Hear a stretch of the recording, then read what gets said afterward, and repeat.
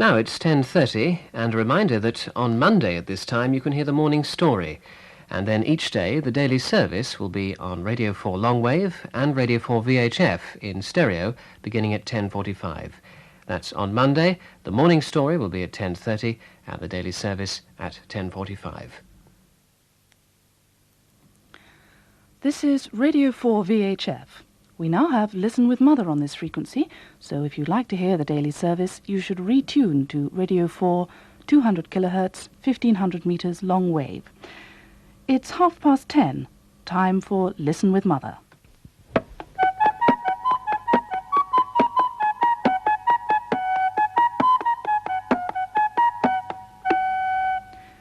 Nerys Hughes and Tony Aitken are here today, but first, here's some music.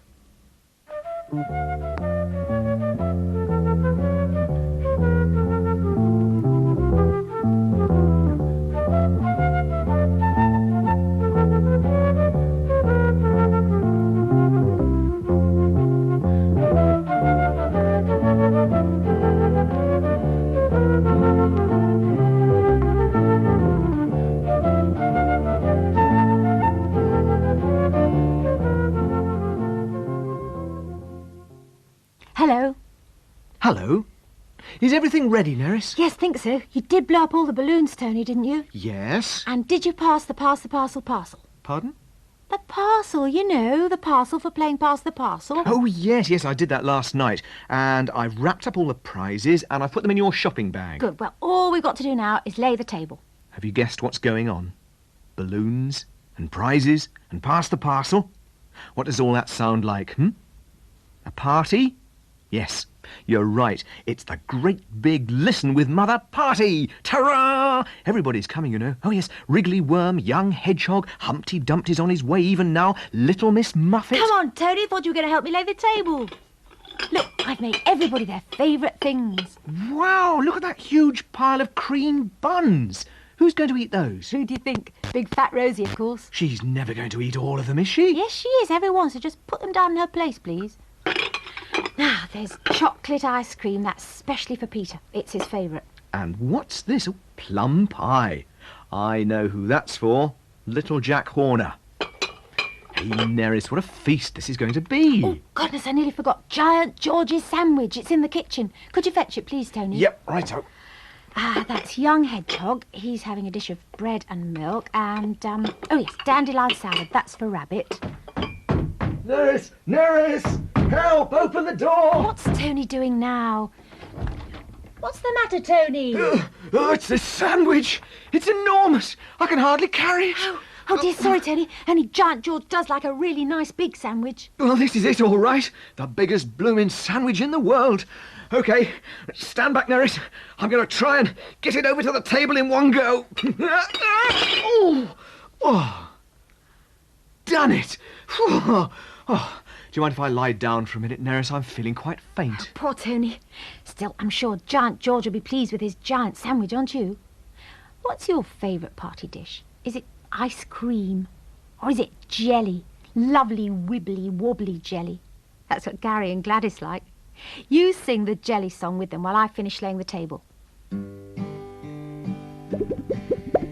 Jelly on a plate, jelly on a plate, wibble wobble, jelly on a plate, wibble wobble, jelly in your spoon, jelly in your spoon, wibble wobble, jelly in your spoon, wibble wobble, jelly in your tum, jelly in your tum, I can hear it wibble wobble, jelly in your tum, wibble wobble, wibble wobble, wibble wobble, wibble wobble, wibble wobble, wibble wobble, wibble wobble.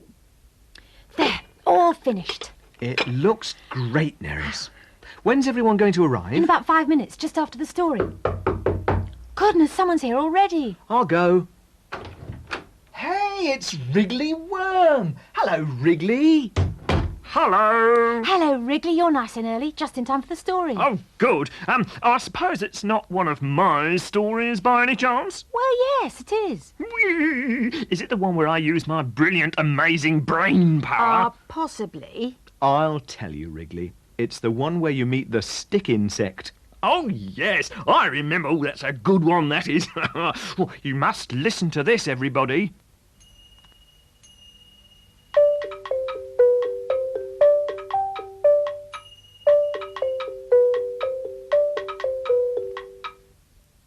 Are you sitting comfortably? Then I'll begin. One day, Sloppy Slug had a terrible shock. He was so upset he yelled down to Wriggly Worm, Wriggly, Wriggly, oh please, can you come at once? There's something very strange up here. Wriggly Worm came up out of his secret tunnel at once. What is it? He asked. Sloppy Slug hurried across the grass towards him. I don't know. I really can't say. He was quivering like a jelly. Now, said Wriggly Worm, just tell me slowly, in your own words, if you can, what happened. Well, it was like this.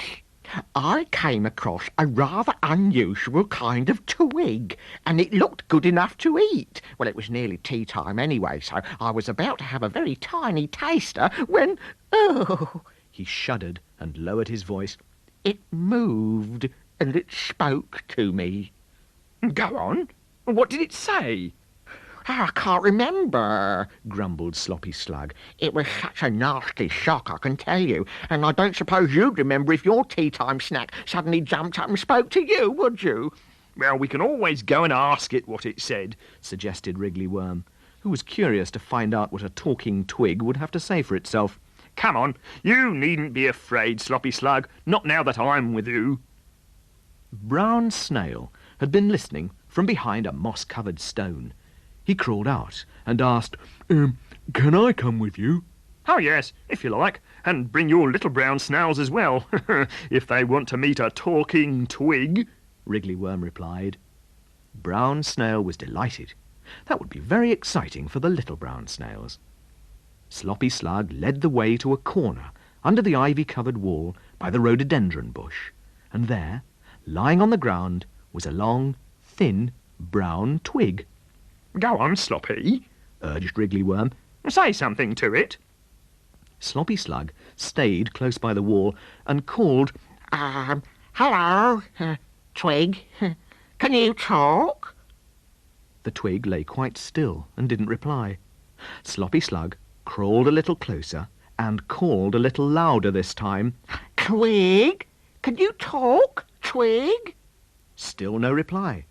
Wriggly Worm went right up close to it and roared, What have you got to say for yourself? And what do you mean by scaring my friend Sloppy Slug, This time the twig jumped and landed right beside Brown Snail, who shot back inside his shell in surprise. And then the twig turned towards Wriggly Worm and said, If that's your friend, Slobby Slub, or whatever you said his name was, he scared me. Sloppy Slug started to say, My name isn't... But the twig went on, Did you know he tried to eat me? And you can tell him from me I'm certainly not going to talk to him, especially if he calls me names, like Twig. Sloppy Slug, Brown Snail, and all the little brown snails were astonished to hear the twig speak, and so was Wriggly Worm. None of them knew what to say, except Wriggly Worm, who answered, Well, my name is Wriggly Worm. Now, tell us who you are and what your name is. The twig moved again, and this time you could see that it had a body and legs like an insect. I'm a stick insect. That's what I am, Mr. Woggly Worm, it replied. But I haven't got a name like you. Not got a name? Said Brown Snail, coming out of his shell to have a really good look at it. But surely everyone has a name. My name is Brown Snail, he added proudly. No name! Echoed all the little brown snails, feeling very sorry for this strange creature. Didn't your father, Or your mother? your grandma, Or your grandpa? or someone in your family give you a name? Well, if they did, I don't remember. You see, nobody ever seems to notice me. I sometimes wonder if I'm here at all. Sloppy Slug suggested to Wriggly Worm, Ask it where it came from and where its home is, Wriggly. but it couldn't remember that either.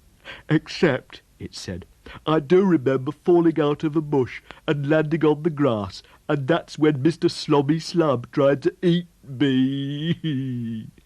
It sounded so miserable that all the little brown snails were beginning to cry. Sloppy Slug didn't like to say that the stick insect had got his name all wrong again.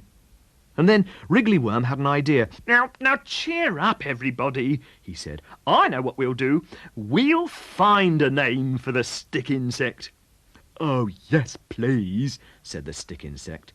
Oh, yes! Chorused all the little brown snails, and they began giggling and reciting all the most unusual names they could think of. Marmaduke, Ludwig, Georgianus, Rumpelstiltskin. But in the end, it was Wriggly Worm who said, What about Cirencester? and the stick insect liked that name the best of all.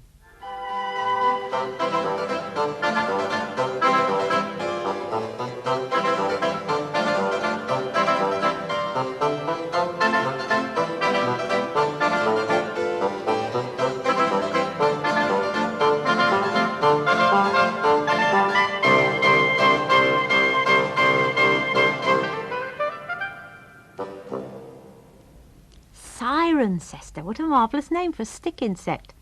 You were clever to think of it, Wriggly. Oh, just one of my brain waves, you know. I say, Nerys, will I get a chance to do my party piece? My great big wonderful worm song? Yes, of course you will, as soon as all the visitors have arrived. Oh, they're here now. Come on, quick, let's go and let them in. Hello, everybody, come on in. Hello, Giant George. Oh, look, there's young Hedgehog and Rabbit. Hello, you two. Oh, yes, and Henry Pork. Hello, Henry. And the happy little king. How do you do, your Majesty? Quiet, please, everybody. Thank you. Now, may I present, for your entertainment, the great and wonderful Wriggly Worm. Right, it's all yours, Wriggly. Off you go. Oh, I'm a great big wonderful worm, I am. Yes, I'm a great big wonderful worm, I am. I can ride a horse and I can drive a car. I can ride a spaceship all the way to Mars. I can play the drums and I can play guitar, 'cause I'm a great big wonderful worm. When you have a problem, when you need advice, when you need to know how it's done, there's a chap we know who'll be there in a trice. He'll put your troubles on the run. Yes, call for Wriggly Worm. Oh, he's the best worm in the land. He's clever and he's handsome, and he'll always lend a hand. Oh, don't call him tomorrow, no, call him here today, 'cause he's a great big wonderful worm. Oh, I'm a great big wonderful worm, I am. Yes, I'm a great big wonderful worm, I am. Oh, I can ride a horse and I can ride a car. I can ride a spaceship all the way to Mars. I can play the drums and I can play guitar, 'cause I'm a great big wonderful worm. They call me Wriggly, a great big wonderful worm. I'm warm and squiggly, a great big wonderful worm. I'll make you giggly, I'm a great big wonderful worm. Hooray, hooray! Thank you, thank you!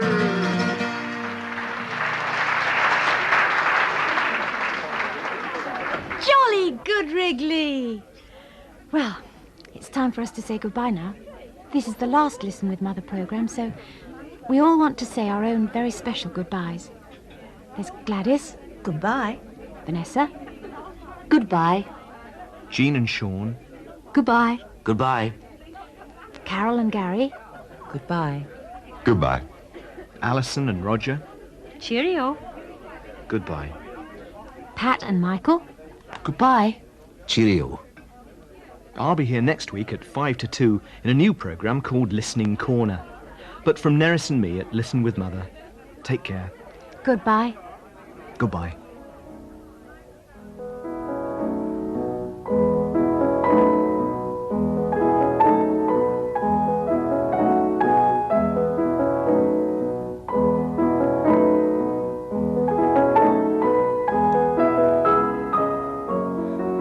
The story today was by Eugenie Summerfield, and the presenters were Nerys Hughes and Tony Aitken. The programmes this week were written by Mary Hayden and produced by Valerie McCarthy. And as Tony Aitken has just mentioned, he'll be here again next week from Monday to Friday at 5 to 2 on Radio 4 VHF with a new programme for under fives called Listening Corner. So why don't you try to join him and Wriggly Worm then? That's 5 to 2 on Radio 4 VHF next Monday to Friday.